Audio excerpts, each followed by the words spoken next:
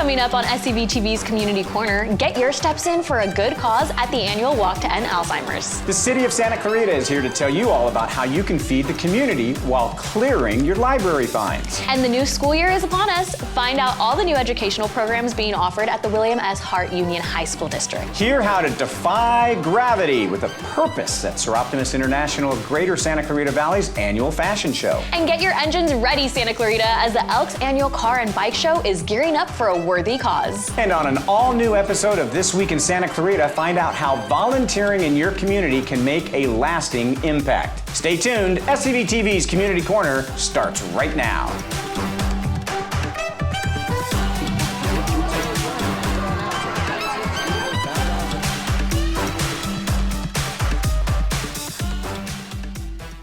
Welcome back, Santa Clarita Valley, to SCVTV's Community Corner. I'm Ilyana Capellan, filling in for Carrie Lujan. And I'm Dave Caldwell. This show's all about you, Santa Clarita, the great city that we live in, why it's such a great place to live, work, and play, the nonprofits, the schools.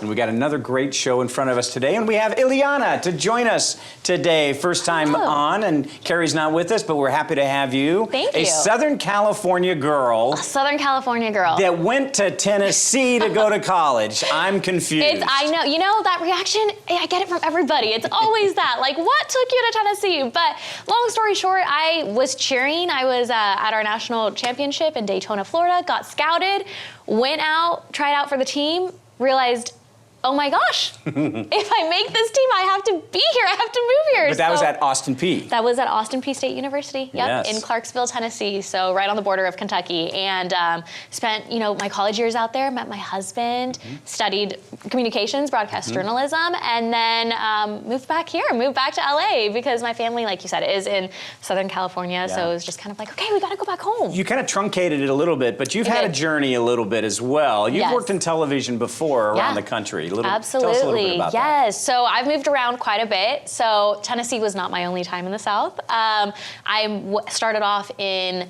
local news in Dothan, Alabama. So super small market, but another Southern experience, definitely. And that started off during the pandemic. So I was really reporting heavily on COVID-19 and everything that was going on in the hospitals. And at that point, it was when we weren't able to travel either. So, you know, even for me to get out there, it was like I needed to have travel papers. I was one of 5 people on this huge airplane, and figuring that out was its own, oh my goodness, experience. And then actually reporting on deaths weekly and, you know, just living that time. Yeah, it was a very interesting time to start my career in So a Southern California girl goes to the South to go to school, starts her career there as well, then comes back. What did you learn in the South that has made you a better person? Not just meeting your husband. No, yes, although that is an amazing part of it. You know, honestly, I think just being open to everybody's story,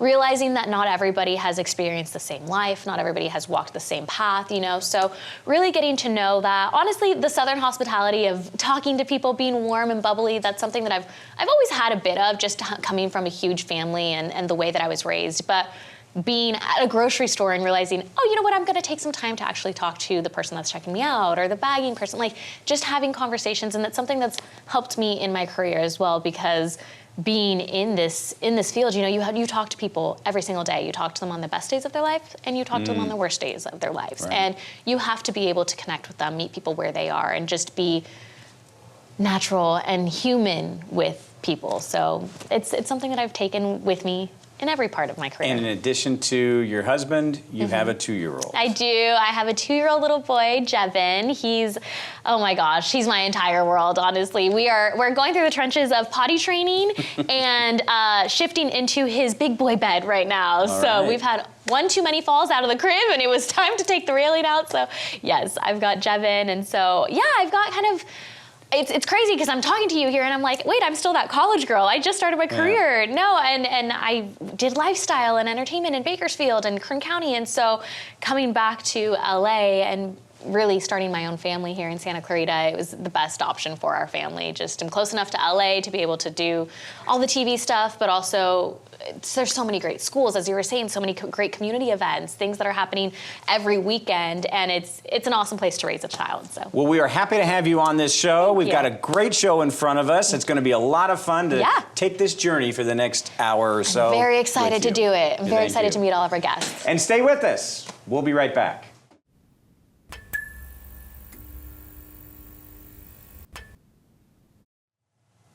Welcome back to SCVTV's Community Corner.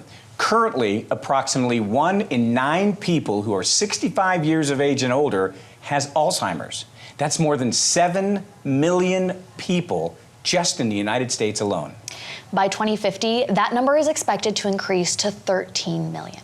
Alzheimer's not only impacts those who are diagnosed with the devastating disease, but it also takes a toll on the nearly 12 million unsung heroes who care for them, many of whom are family members. So joining us today to share their personal connection to the disease, as well as give us details on this year's Walk to End Alzheimer's, are Melanie Parson and her mother, Marlene Olivastro. Ladies, thank you both so much for being with us. Thank you for having us. So we mentioned it that your grandmother was actually, your grandmother, Melanie, your mom, Marlene, actually had Alzheimer's and passed away from it. I would really like to know, Melanie, about your grandmother. What are your memories of her? What are the things that you think back and you cherish the person that she was? I want to know who she was. Yeah, well, first of all, my mom is a single mom, and my grandma and my grandpa helped raise me, so she was really integral in my upbringing, like a second mother to me. Over the course of my life, she's played a lot of different roles as far as being one of my very best friends, you know, to playing the grandmother role of spoiling me and sometimes letting me get away with things that I shouldn't have been letting to get away with. But she was just a really caring and loving person. I mean, the fact that she devoted her her senior years to raising me as a child and, helping my mom raise me speaks a lot to her character. She was all about family, and she was a really vibrant, funny person, a lot of personality quirks, but we loved her for it. And even through the beginning and stages of her dementia Alzheimer's journey, I mean, she's just one of the most vibrant, caring, loving people, and really one of a kind. Marlene, what do you remember most about your mom? Well, first of all, she always had, any occasion, she'd always have the family over, friends, family, relatives. Everybody was invited to our house. So that was the kind of person she was. She just wanted to be around loved ones, and family was so important to her. But, and it kind of reflected on me, on how, I love to entertain now, as me as an adult. She was just, I would say, she loved to go out on excursions, always wanted to go places, do things, very, very active. Never wanted to sit home, except for sometimes she liked to watch her shows on TV. But just really loved to go out to eat, dining, and she loved bingo. That was her big thing. She would always be playing bingo a lot, but just a very caring individual, and everybody loved my mom. I'm hearing through the both of you guys talk about, your mom, your grandma, that she's such a vibrant, lovely person. When did you realize that something was wrong, or that this disease was happening, that this was kicking in? Well, the interesting thing is that even after she was initially diagnosed with dementia, her symptoms were borderline impossible to detect. I mean, maybe occasional forgetfulness, but really she was a smart, savvy, like one of the most on top of it people that we've ever known, and almost to a fault, she would really call you on your stuff. So even in that early stages of her being diagnosed with dementia, there was nothing really that was apparent about it, but through our caregiving journey, she lived with us at home for a number of years, probably about 4 or 5 years. And after that, we had to move her into a skilled nursing facility for health reasons and mobility reasons. But up until COVID, again, really there was not that much that was impacted by her diagnosis. after COVID, because she lost a lot of that human interaction, Socialization. socialization, the ability to go out. Even when she was in the skilled nursing facility, we would take her out multiple times per week. So she still lived a very active lifestyle. And unfortunately with COVID, even though we were still there caregiving on a daily basis, but through a window, it really impacted her. Her personality changed. She became very introverted. She definitely showed a lot of signs of memory loss up to the point through her journey of at some point not knowing her relationship to my mom and I, which is, a tough pill to swallow. Like I said, forgetfulness, definitely also physically the impact of being able to do day-to-day activities. And again, a lot of that was impacted just by the nature of that unprecedented time that we all went through, but that really drastically progressed her Alzheimer's journey. Right. So let's back this up real quick, because you were talking about, obviously during the pandemic is when her memory and her health kind of declined. Yes. Before that, you were saying her symptoms were somewhat undetectable, and I feel like, as someone that's gone through that with my own grandmother, I understand it in a way that sometimes others don't, right? They're like, how could you not notice that she was being forgetful? Well, you have to take into consideration the fact that they're also getting older. So a part of it is it their age or is it something else, right? Absolutely. So what was the differentiation for you guys between, yes, okay, she's getting older, and no, this is really her memory declining, something serious is happening? I think, for at least in my opinion, her personality changes were very indicative of this is more than just growing older and becoming forgetful in kind of your day-to-day. Things that would start to impact her day-to-day life was really the signal to us that something is changing. And again, it's a tough pill to swallow, but as caregivers, we had to learn how to adapt and really go with the flow is kind of the biggest lesson that we had to learn of, if she doesn't know that I'm her granddaughter, if she thinks that she is her mother, it changes the dynamic, but you can't correct them. You have to learn how to kind of live in their reality. And, sometimes that's almost for the better, because maybe they get to live in their own little world that's happy and, good for them. And we talk about your grandmother in this case, the Alzheimer's patient, but there's also a toll, Marlene, on the family itself. Tell me a little bit more about the toll that you both experienced and your family experienced as she went through this transition.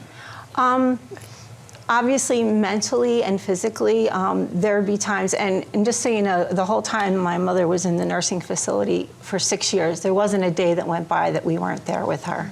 And it was, we loved to be there, but it was difficult as she got worse and declined in her health.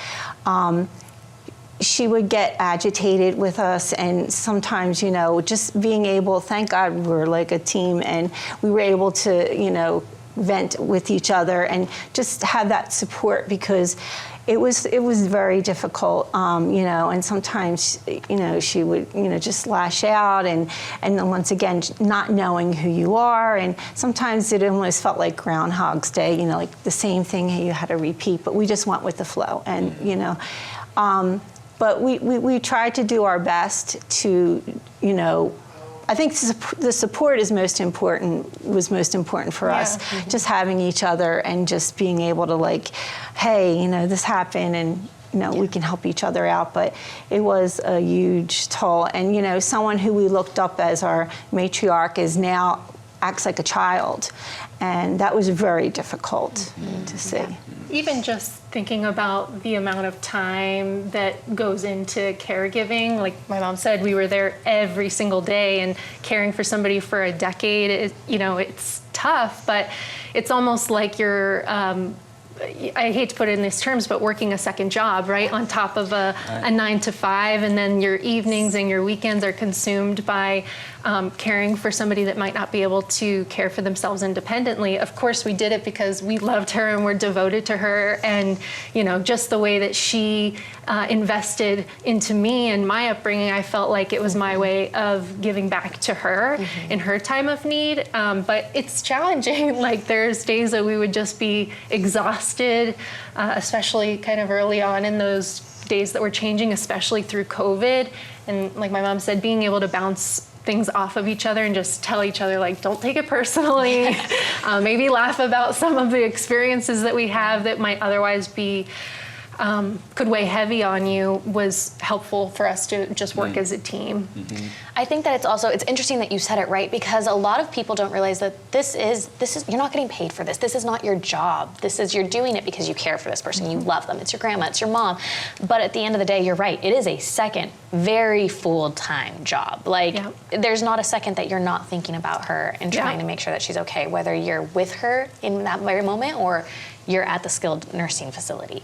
And past that, it's also the fact that you kind of start to mourn the person that they were. And you're having to feel that as you're trying to take care of them. How did you guys process that? I know for my mom, that was one of the most difficult parts. And I think for us as granddaughters, it's almost our role to be able to like kind of be like, look, I'm removed from the situation almost by like a layer. You know, this is your mom, you're having to deal with this, but I'm able to take care of you while you take care of her. But how did you guys manage that? It was just very hard.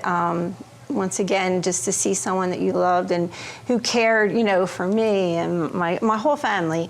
And now it's the roles have reversed, and you know, you have to do what you have to do. And you know, we just plugged away and took care of her and was there for her, and just so she knew that we were there. Sometimes she didn't know who we were, like, you know, relationship-wise, but she did know till the very end, like, she wanted us there. And I think to your point, I mean, that's been my experience, is that I felt like I went through the grieving process for several years leading up to it. So it almost felt like at the time that she did pass was some relief almost, right? Is that it's this build-up and anticipation of what's going to happen. It's a long journey. I'm sure that other people that experience other diseases have that similar, you know, cancer, others that have that similar sort of build-up of, it's progressive over time. It's not just here one day, gone the next.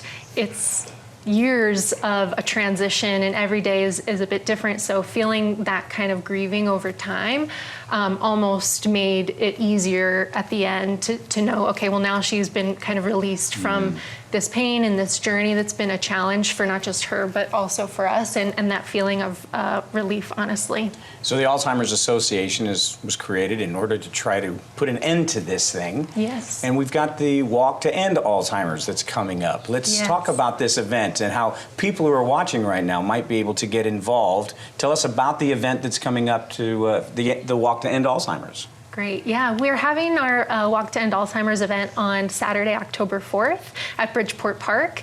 We do this yearly, and you know, it's really about bringing the community together. I don't know anybody that isn't affected in some way or through some connection to this disease, so I feel like most people have some kind of personal connection to the cause, and being able to bring people together, both as an educational opportunity. We do have educational booths and experiences, including a VR experience through the Kiwanis Club that can help you immerse yourself in what it's like to experience dementia and Alzheimer's, which we had for the first time last year. It was really impactful and definitely a highlight. We're actually expanding that this year so that more people can have that experience if they choose to.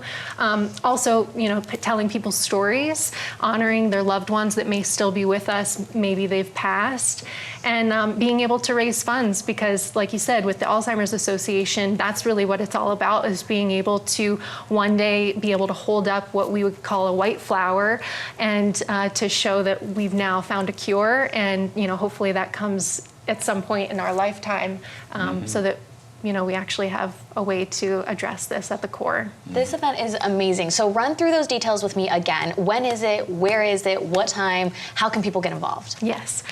Saturday, October 4th. We'll be there bright and early. Okay. The walk site opens at 8, and then our walk will begin around 9:30 a.m. at Bridgeport Park. We do have our website that you can register, individual walkers, teams. There's no cost to actually participate in the walk, so everybody is more than welcome to come out and show up for the support of this cause. But again, obviously the fundraising is kind of the goal here. We have a goal this year of raising raising $160,000. So it's high expectations, but each year we keep hitting it out of the ballpark. So we're hoping that we'll be able to hit our goal this year with the community support. And if people can't go to the events, they can also go to the local pub and grill. Yes. They've got something special going on this month of September, right? They do. They're amazing. They support all kinds of nonprofits throughout the year. All throughout the month of September, they're going to be doing a fundraiser for the Walk to End Alzheimer's. They actually have a personal connection to the cause as well. So again, there's kind of no shortage of stories here. But all month long, 10% of the proceeds will go back to our cause for any of the local charity burger, ale, and also their specialty cocktail of the month, which is the Monarch Margarita. So they're very, very generous. They've been supporters of us for several years, and hope you all can show up and show your support for the local and also for our cause. Okay, and one more time, where can people get all the information for the event and for the fundraising this month? You can find the information at act.alz.org/SCV.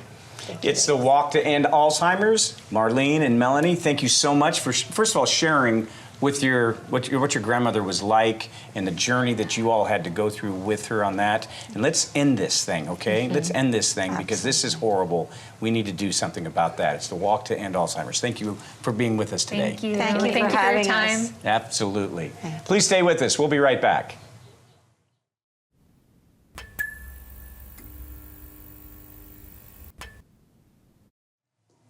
Welcome back to SCVTV's Community Corner. One of the great things about the city of Santa Clarita is the creative ways it encourages local residents to make a difference. With its unique approach to community outreach, you can count on the city to inspire change. One such call to action is the meaningful and heartfelt Food for Fines campaign, which is making its return just in time for September's Hunger Action Month. And joining us today to highlight the program and how you can help is Ilyana Billick, Library Administrator for the City of Santa Clarita. Thank you so much for being here today. Thanks for having me. Yeah, we're very excited to have you. So obviously we're hearing about this new program. Tell us all about Food for Fines. I am so excited to tell you about Food for Fines. So during the entire month of September, you can come in to any one of the Santa Clarita Public Library branches and donate non-perishable goods for a chance to get up to $20 in fines waived off of your library account. Each item that you donate can waive up to $5, and then you can get up to $20 waived off of your library account. So when you say non-perishable, we're talking about canned foods, Absolutely. We're talking about packaged foods. What Yes. exactly are we talking We just about? want to make sure that there are things that we can donate to our wonderful partner organizations. We have the Santa Clarita Food Pantry, we have Santa Clarita Grocery, and we have the Salvation Army. They're going to take these non-perishable goods, whether it's canned goods, packaged goods, goods within their sell-by date, and they're going to take them and do good with them in our community for those in need. I love that. I love that it's within the community. Everybody is working together to help Absolutely. everyone out. I mean, and it's also like, okay, if I can get rid of my library fines this way, if Right? I can spend a few bucks at the grocery store and bring it in for a good cause, that's amazing. So you were telling us like canned foods can be donated, pastas, things like that. Yeah. But where do the donations go? Yes, absolutely. So I talked about our three partner organizations. Again, we've got Santa Clarita Food Pantry, Santa Clarita Grocery, and the Salvation Army. And these folks are going to be picking up our donations from our library branches and taking them out to do good with them in the community. So what you're going to want to do when you're thinking about it at home and you're prepping to bring in your stuff, what you're going to want to do is make sure that all of your items that you're going to be donating are within their sell-by date. You're going to want to bring your library card with you, and you're going to want to come to any one of our library branches during the open hours. We've got the Valencia branch, the Canyon Country Joanne Darcy branch, and of course the Old Town Newhall branch. And when you come, you're going to want to check in at the front desk and let them know you want to participate in Food for Fines. We'll go ahead and pull up your library account. We'll make sure those fines get waived. We'll show you where our big yellow bins are at our branches. You can put your donation in there, and that is how you participate in Food for Fines. I think most people are probably like me. I'm embarrassed when I have a book that I checked out and all of a sudden I realize it's been 3 months. years? Exactly, 3 years, thank you. Maybe you, maybe you. But do you find that a lot? Do you find that people will come to you and they're like, I'm so embarrassed, but I found this book and here it is. You know what? We are just so excited about providing this to the community. So I'll tell you kind of a bigger picture. September is widely known as Library Card Sign-Up Month, but we at the Santa Clarita Public Library believe that every month is Library Card Sign-Up Month because we're always ready and excited to welcome brand new cardholders and unlock hundreds of free resources for them and their families. So we really wanted to focus our September on re-inviting back those who've who've had their library accounts blocked due to having fines on them, and this is a great way to do it. You donate some goods, you benefit the community, you get your fines waived, you benefit the library, so it really works out in everybody's benefit. Plus, right, we talked about September being Hunger Action Month. This is a great way to step up and be involved. And the great news is, even if you don't have fines on your library account, we will gladly take your donations and do good with those in the community. Okay, so there you go. There you have it, right? Like, you don't have to have fines in order to donate. You can go in, you can donate. Yeah, Yes. absolutely. And even if you haven't been in the library for a while, or even if you do have fines on your account, we would love to see you again. People always forget that the library has hundreds of free resources for people of all ages, kids, seniors, adults, teens. We've got all kinds of stuff. We've got our new fall program guides that are coming out, so you can pick up one of those and see when our different programs are happening while you're in the library. You can check out a book, even if you don't have a library card yet. Come on in, bring your ID. We'll get you signed up for a library card. You can even donate some goods at that time. But it's during the whole month of September. So between now and the end of September, you can come on in, and we'll just be excited to see you. I love your energy. And so right now, this is what I absolutely need to know. Could you talk about the resources? There's so many resources out there. Absolutely. What would you say is the one resource that gets overlooked, that people don't really realize is available to them at the library? That is a really great question. I don't know if I could narrow it down to one resource, so I'll tell you about some of my favorites. Yeah, she's like, So one of my favorite ones, Mango Languages, just got rolled out this summer, and this is a free language learning tool to help you log in every day and practice learning a new language. It's absolutely free with your library card, and you can access it on our library website, santaclaritalibrary.com. That's also where you can find more information about Food for Fines and all of our other programs. Of course, we have thousands of free ebooks and audiobooks available through a program called Libby. Again, you can find more information about that on our library website, and you unlock it just with your library card. So those are two great resources. We also have passport services available by appointment. So if you need to get a passport, you can make an appointment with the library branches, and we will be able to help process your passport application. We have our list of things that you'll need to bring with you in order to be most prepared to get your whole application processed. But if you're planning travel soon, now's the perfect time to book your appointment and come on in and see us. I mean, the library. That's the one right there. That's the bingo That's one exactly right what I was about to say. It's kind of a one-stop That's a good shop. You one. can learn the language, get your passport, you're good to go. There like you you're ready to go. go. Perfect And stock connection. up on flight entertainment. Exactly. You're reading your books. But honestly, it's interesting that you say that, because as an adult, I had to be reintroduced to the library. I feel like so many of us as kids, we go to the library, we're reading, we're excited, we're involved in the different programs. And it wasn't until I remember hearing about Libby and actually Mango, I'd heard about that as well. And it was like, oh, right, these programs are offered through the library. And not just that, but working. Sometimes if I need to go and work in a quiet space and the coffee shop just isn't happening, the office isn't working for me, there's also spaces at the library, right? Absolutely. We have study rooms that you can come in and you can book for free.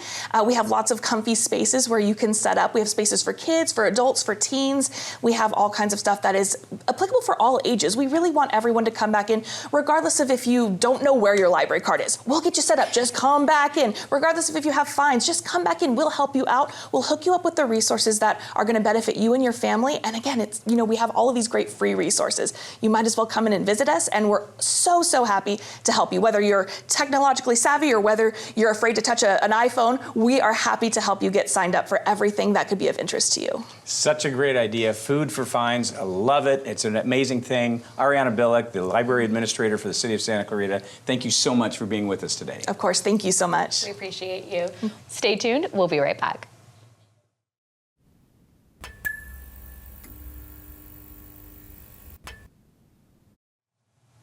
Welcome back to SCVTV's Community Corner. The new school year is upon us, and whether a student is tackling their first year at junior high or their last year as a high school senior, navigating their way through the curriculum can be somewhat challenging.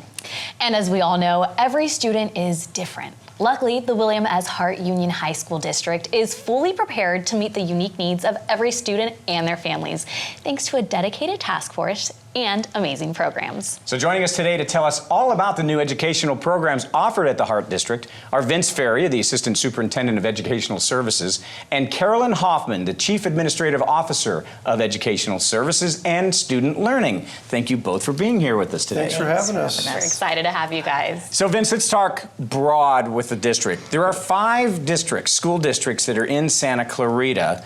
What is the difference between those other 4 and the Hart school district? Well, the biggest difference is we have all the kids when they're a little bit bigger. They're grades 7 through 12, and the others are elementary school districts. We're a high school district serving grades 7 through 12 in the Hart district with about just over 20,000 students that we're serving. Now, I know that provides, kind of the opportunity for a lot of different opportunities. Now, Carolyn, tell me a little bit about Hart's recent milestones for the career and technical education.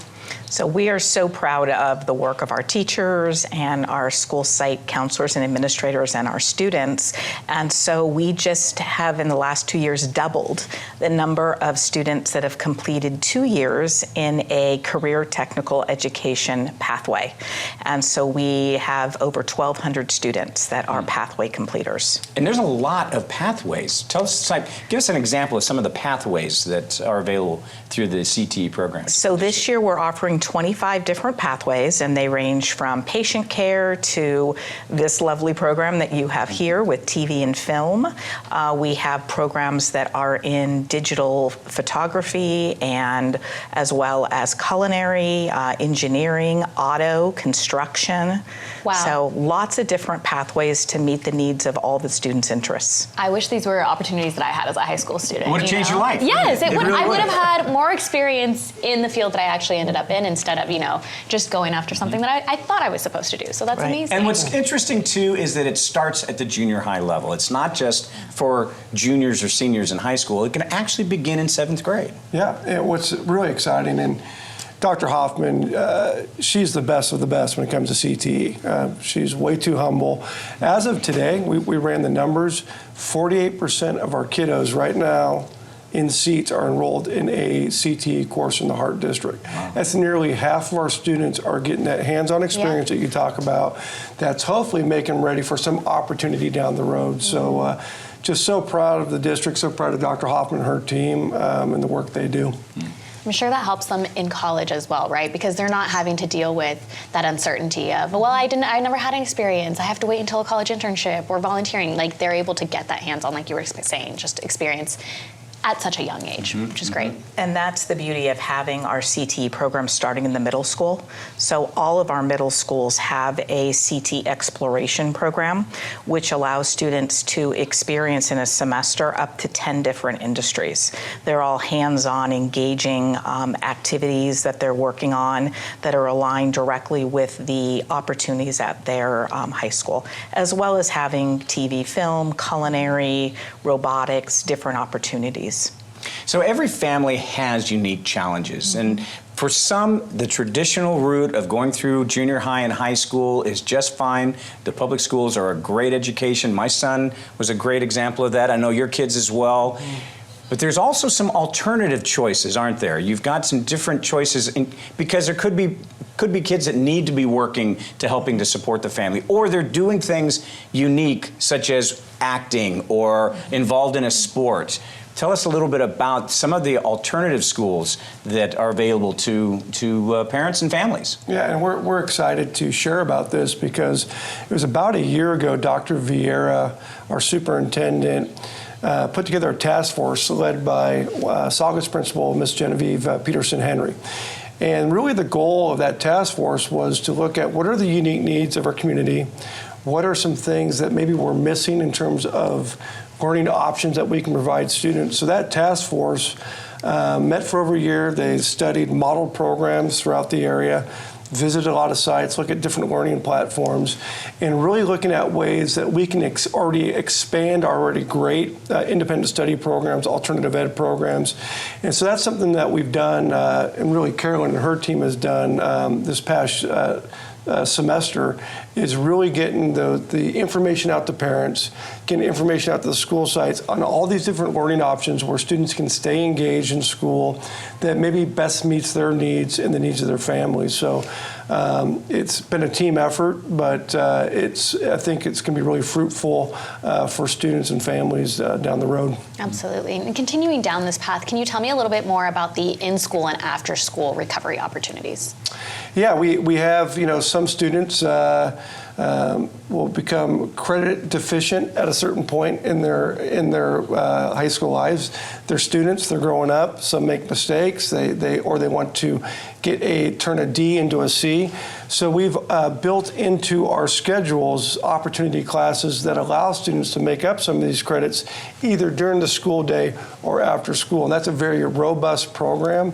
And I want to say currently, and you can correct me on the number, but it was over 170 students right now are being served in one of these opportunity classes to help get back on the road towards meeting those goals that leads them to a future opportunity. That's amazing. Carolyn, I'd like to know more about schools like Bowman, Learning Post, the differences that those are, and the opportunities that students have within those two kinds of schools. Absolutely. We're so proud of having different choices for our students to meet their individual needs. So Bowman is our continuation school. It's primarily for our 11th and 12th grade students who are credit deficient, and it's directly serving their needs to get them back on track, because we want every student to graduate from the district and be opportunity ready. And Bowman provides an amazing nurturing environment, very positive, lots of different supports. It's an in-person program, so the students either attend in the morning or they attend in the afternoon session, and they're directly taught by our highly qualified teachers. They're using the Hart District curriculum, and they're really learning and working on earning the credits necessary to make sure that they get back on track and then move forward towards graduation. For the students that don't know about these programs, how are you guys informing them? How do they find out more information? So we work very closely with all of our counselors across the district to make sure that they're aware of all the different opportunities. We also communicate through our parents, our PACs or PTSAs. The Hart District website is another great place for parents to go to learn more about the opportunities there. We just did a beautiful rebranding, so everything's very clear and easy to access, as well as just opportunities like this, which we appreciate, and students working so closely with teachers and counselors and having that connection and saying, let's find maybe a program that's going to suit you to meet your needs. So Carolyn Hoffman, the Chief Administrative Officer of Educational Services for the Hart District. Vince Ferry, the Assistant Superintendent of Educational Services. You guys are awesome. Thank you for everything that you do for the students in this valley. Thanks for having us. Thanks for having us. Absolutely. Stay with us. We'll be right back.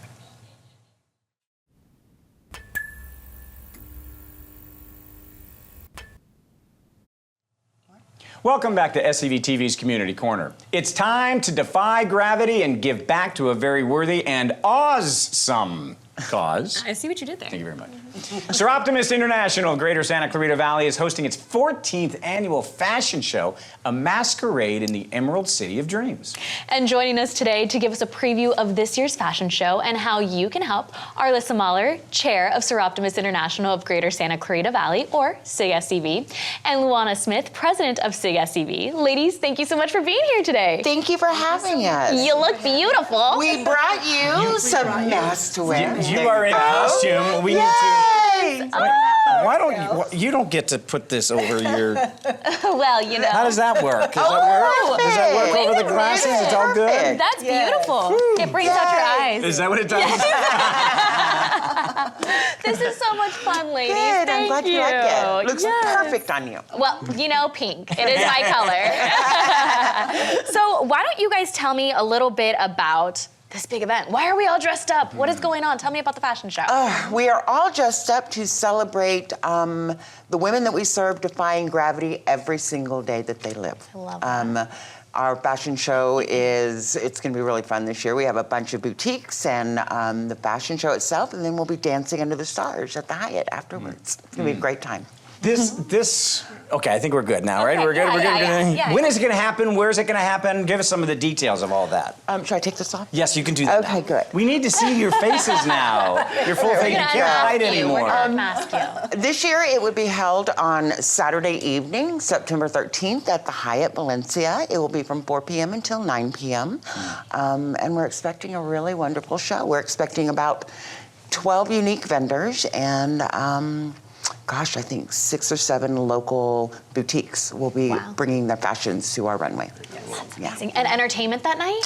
Terrell Edwards of Top Entertainment will be performing both in the sponsor reception party and at the end of the evening for our dance party. And he will be our MC. And he will be our MC. Nice. He's one of Santa Clarita's great entertainers. Yes. He's wonderful. Such a great, that he agreed to help us this year. So let's talk about Soroptimist International of Greater Santa Clarita Valley. Tell us about what its mission is, what it's all about, who it helps, because it does some great work. Well, I want to say, first of all, that Soroptimist International is a global organization comprised of women and some men. We do have some men that are Soroptimisters to help empower women and girls in our community and globally. Now, our mission and here locally in Santa Clarita is to help girls through our Dream It Be It program.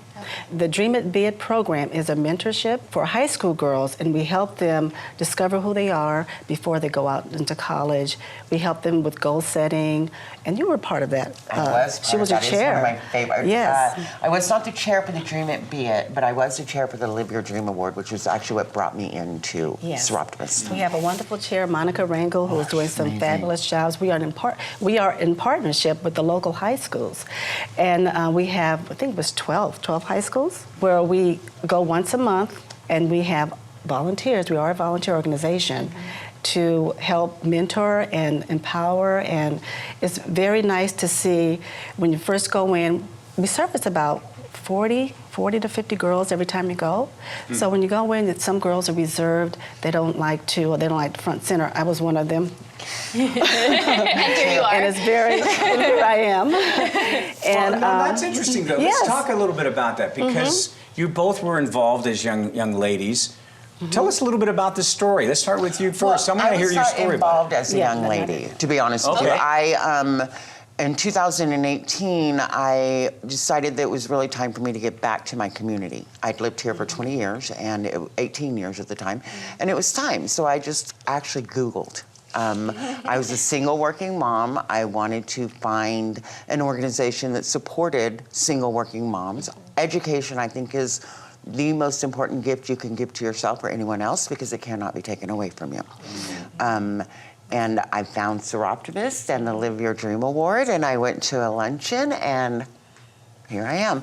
I chaired the Live Your Dream Award for 5 years, and it was a beautiful experience. I'm, in fact, still in touch with many of the girls who were winners, supporting them emotionally. It's wonderful to hear their stories and how far they've come. What about you? What was it that got you into it? Well, what got me into it is I can really relate to, I was talking about the Dream It Be It program, and I was very shy as a young girl in high school, not really knowing what I wanted to do. And once I found myself, I was able to, I moved on. So when I found Soroptimist, that was a group I can say, I really understand where you're going and how you feel, because I didn't know what I wanted to do out of high school. I mean, who does? And you're shy, and you're so figuring life out. And figuring it all out. And I wanted to make the point of saying that some of the girls are very shy and withdrawn in the beginning of the program, and by the end of the day, they found their confidence. They are more talkative, and I feel like we really made a difference in that one day for a lot of young girls.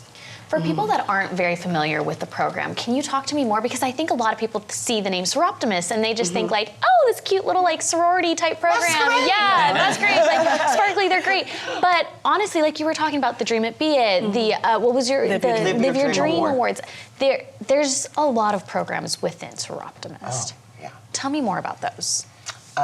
Those are our 2 primary programs. Okay. We did have one a few years ago that we actually we couldn't do anymore because there just weren't any kids there anymore. But the Dream It Be It, we go in with workbooks and have a conference with these girls, and they identify their values, and then they look at careers based on what is actually important to them. That's beautiful. Yeah, it really is. And go ahead. And I was going to say, in contrast to the Live Your Dreams, it's for women or young women who are single head of household, and they have a family, and they want to go back to schools, continue their education, and we are there to provide them cash scholarships, cash grants, to do with a minimum of $1,000, and to do whatever helps them. They can pay their rent, they can pay the car note, they can child care, groceries. We're there to help them. I have a little story about one of those. And then what we do when the previous winners, we look back at a year and send them $75 gift certificates to say, well, how are you doing?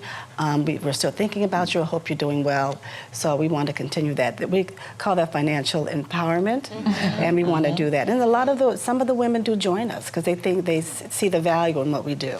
They can pay it forward. Pay it forward. Exactly. Yes. Do you have a story about it? We had one Live Your Dream award winner here. The program actually goes up 3 tiers. So there's a local winner, there's a regional winner, then you go to a national. I think you can go international, but I'm not sure. One of our winners because we gave away, 30 of them last year or something crazy like that? We had $30,000 we distributed to 18 women last year. Yeah. But this winner was a few years ago. She won first with us. Yes. And then she went up to region and won first there as well.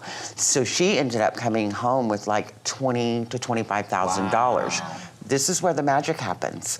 We had members who were financial planners. We had people who were insurance people. Everybody stepped in, helped her get all of her money squared away. So she had an investment egg for herself and her son and a car, transportation, bills paid.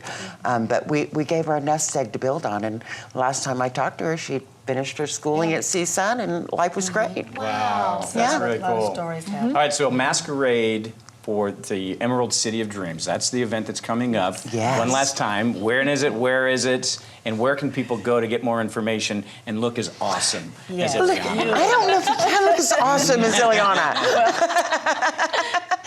Go to SIGSCV.org on our website, Defy Gravity, and you can purchase your tickets or be a sponsor, or we have a funding need there. If you can't make it, you can also donate.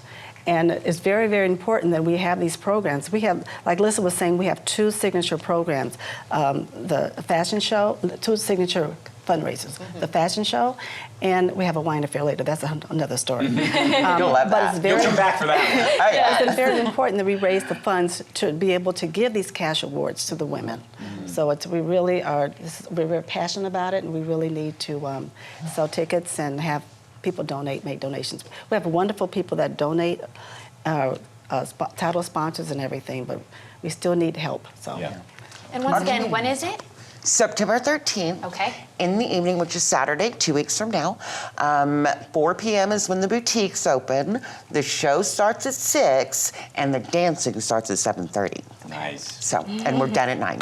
Nice. All right. Alyssa and Ilyana, thank you so much for being here, and thank you so much for the work you're doing for women all around Santa Clarita. Thank you for having us. Thank you for having us. Absolutely. Stay with us. We'll be right back.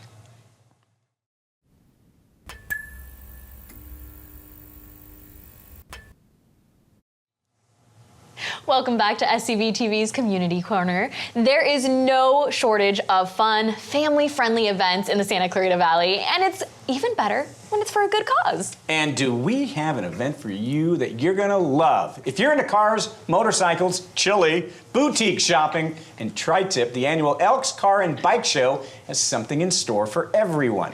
And joining us today to give us a fun sneak peek at this year's event, and our past Exalted Ruler, Wayne Edwards, and Mike Brandriff, Exalted Ruler of Santa Clarita Elks Lodge 2379. Gentlemen, thank you guys so much for being here today. Thank you. Oh, thank you. We're excited to have you guys. We're excited to be here. Oh, yes. I'm hearing all about the event, but before we get into that, I want to know a little bit more about Elks. What do you guys do, and what's the mission?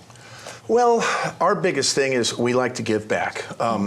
It's kind of funny. The way the Elks started was in 1867. 16 actors got together after they would act, kind of socialize and hanging out, and then unfortunately one of them passed away. So they had to take care of the wife and children. So they said, you know what, just socializing isn't cutting it. So they started figuring out how can we help this person or help this wife out and all that. Next thing you know, in 1868, it morphed into the Benevolent and Protective Order of Elks.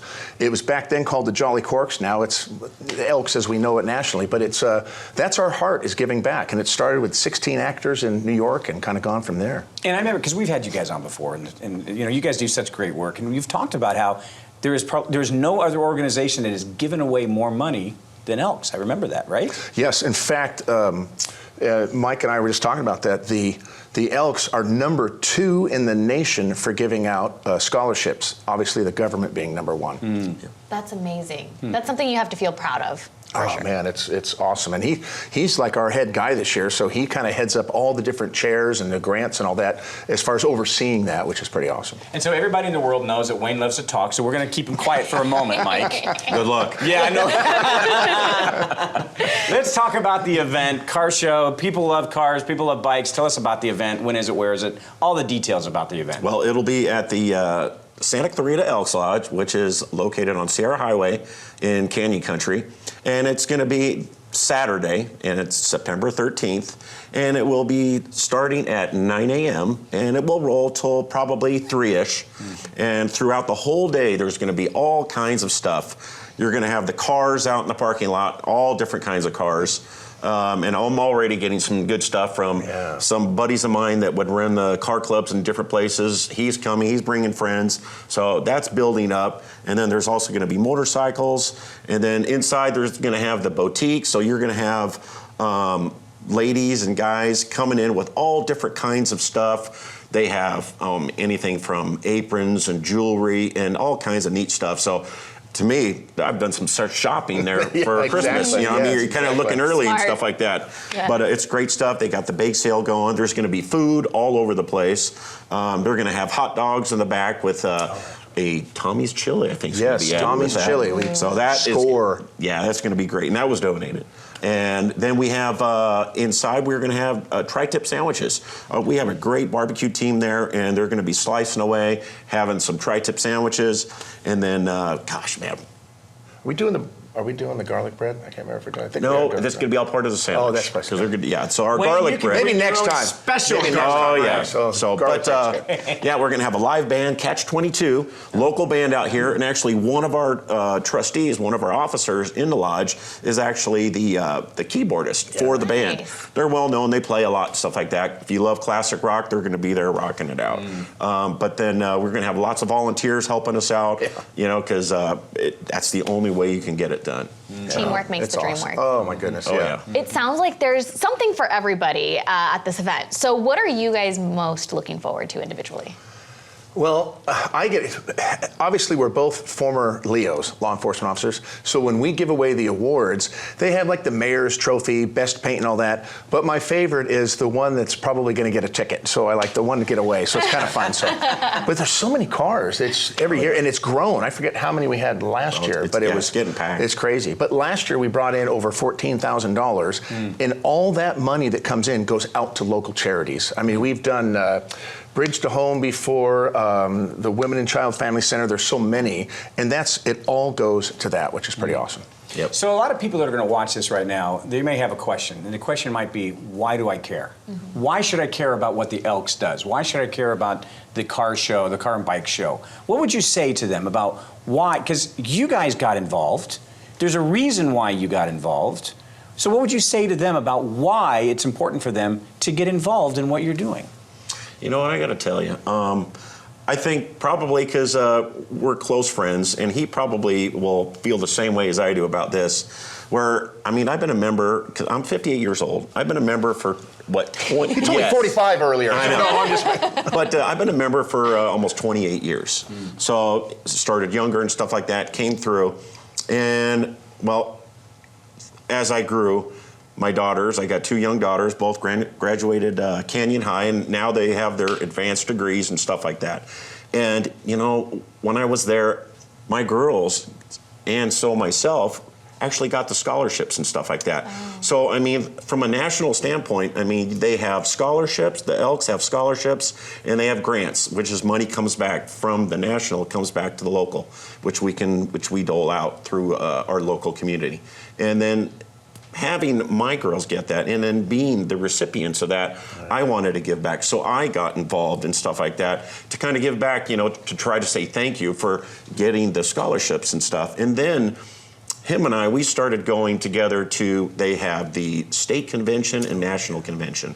And we went to those conventions, and we saw, I think we both do this, and it gets a little passionate. It was amazing. But you would sit there and you would go, you go to the booths and you would see all the different types of fundraisers that every state in the nation, and then you read all the stuff about all of what the local communities and the local lodges are doing for charities for their local, whether they're in a rural area or an inner city area, they all have their circle of charities that they do. And it's amazing the state projects that these Elks Lodges take on as, what the state like ours does. Ours does the Purple Pig, which I know we've talked about that in the past and stuff like that. Our lodge has raised $5,000 for that, or $50,000 rather, this last year. Wow. And then I think it was the whole $5 state. million over $5 million 162 for the state lodges year. up and down. Wow. California Hawaii Elks Association raised $5 million, and it's for therapists, whether it's speech,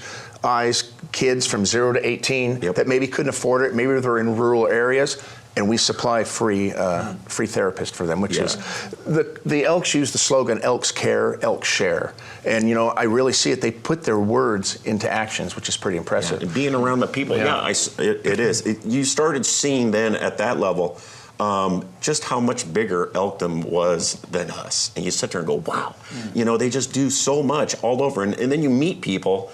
That's the fun part. I'll tell you, now some of my best friends are fellow Elks, and we not only hang out together, work these charities, and fundraisers together, but then we also vacation together, We eat together. We do, backyard barbecues. It's like everything. a baseball team. I mean, it's a team atmosphere. It really is. And that's the way it is. It's just become a way of life, and it's just a lot of fun. Yeah. So. What are some of the highlights from this year? You were already touching on just everything you guys have done, but I know, it's been a busy summer, right, for you guys? So tell me a little bit more about what's been picking up. Tell them about the 4th of July parade and all the flags and all the... Oh, yeah. So we finished up our 4th of July parade, and we do that every year. We've been doing it since God, it's been a lot of years. I don't even know. And 15,000 flags we handed out. So we start out, we have a float we put together. So all of us get together and put that float together, and then the city starts us out front. And this year, our float came in second place overall. So, award winner. We'll take it. But then we have the volunteers. We have the Young Marines join us, and the Scouts of America join us. And we have 15,000 flags that as we roll through the parade route, we hand out all those flags to all the spectators. And it starts off the parade. So everybody, as the parade goes down the route, everybody's waving the little American flags and stuff like that. And having that is just really fun, and just seeing all the people and getting the kids involved and stuff like that, and seeing them, just get the pride that everybody puts into it is cool. And even on Memorial Day, we go out to Eternal Valley, and those scouts, and it's not just scouts, there's a lot of other organizations that come in and place over 8,000 flags on our heroes, as I call them, whether it's men or women in those that are still there. And when you see those flags that are flying in the wind, it's the most ominous, just patriot, just going, at least you're letting them know we never forgot. Right. And then we simply make some hot dogs for them afterwards. They appreciate kids are all, getting into it. But it's just it's a lot of fun. It really is a lot of fun. It is great work that you guys are doing, obviously, and the event, the bike or the car and bike show. Where can people go to get more information about the event itself and as well the Elks Lodge? So right now it's SCElks2379.org. You can go there and stuff like that. You can just, you Google us and stuff.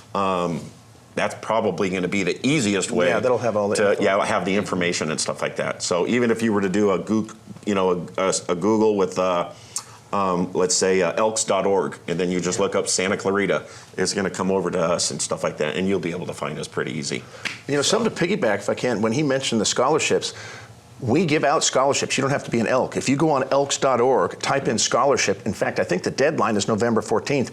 Any high school senior that's going to a 4-year college can go on there and apply for that. So it's kind of, it's not just elks, we're helping everybody. So it's kind of cool. Very nice. Yeah. Thank you guys so much for being here. Thanks for having It's us. amazing Yeah, to hear awesome. about the It was terrific. program, and we'll see. What is it? September 13th. September 13th. September 13th, Saturday, September 13th. Wayne Edwards, past Exalted Ruler, and Mike Brandriff, Exalted Ruler of Santa Clarita Elks Lodge 2379. Thank you guys for being here. Thanks Thank for you, having guys. us. Appreciate you guys. All right. Stay tuned. We'll be right back.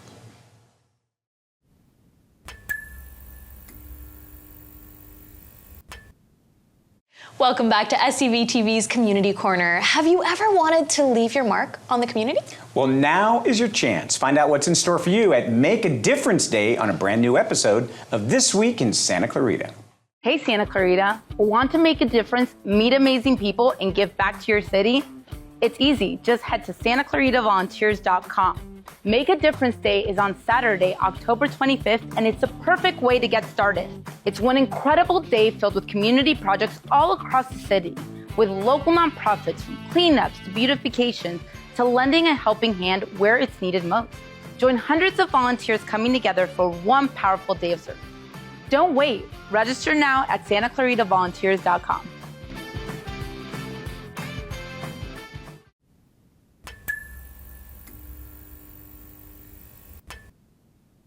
Thank you so much for joining us today. Make sure to tune in next week and every week for another episode of SCVTV's Community Corner.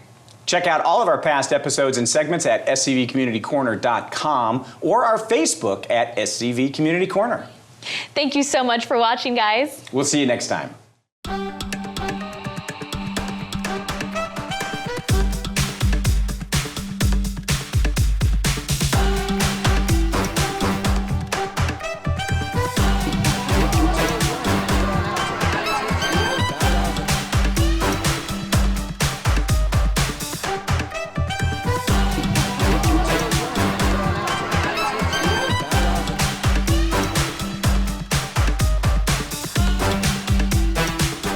At SCVTV, we believe in the power of television to inspire, educate, and unite our community. But we can't do it alone. Donate today, and together we can continue to create meaningful content and provide next-generation workforce opportunities.